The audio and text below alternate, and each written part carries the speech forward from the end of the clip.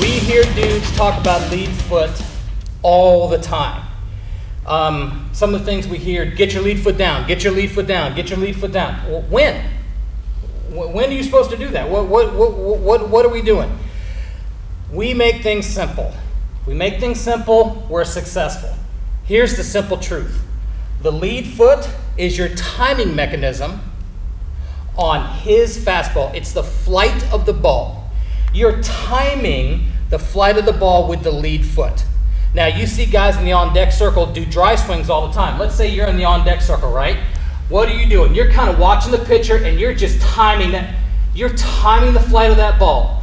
That's what that does.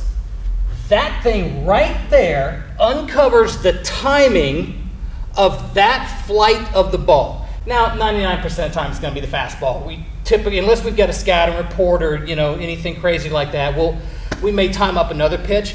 But that thing right there is the metronome, is that timing mechanism that gets us to the flight of that fastball. When we're right, it's right.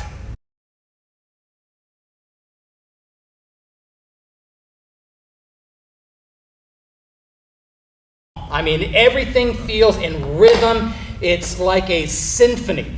When it's wrong, it's terrible. It feels terrible. Late, no control whatsoever. And it's just this crappy feeling of like I'm not in rhythm even with the game. So hover your lead foot for a second. Just hover it up in the air. We see a lot of guys do this, where they almost stand up and they hover. That's a little ready, reacty, okay? Hovering the lead foot isn't necessarily wrong, but it is so hard to be successful when the lead foot hovers up in the air and you're standing on one foot. Your timing is going to be off just a little bit, so we don't hover. What we do is we find the flight of the ball with that foot. That's how we gauge timing, we keep our aggressiveness, and we have a great ability to create a purposeful barrel strike. Let's take a look at it. All right, so what we're doing, we're going to show an example a little bit of the foot hovering.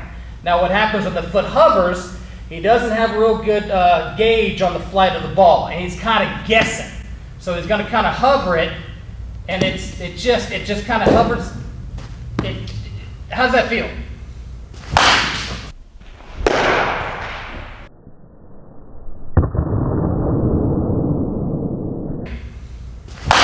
It's really hard to It's really disconnected, kind of. Do you feel like you're in control of your swing? No.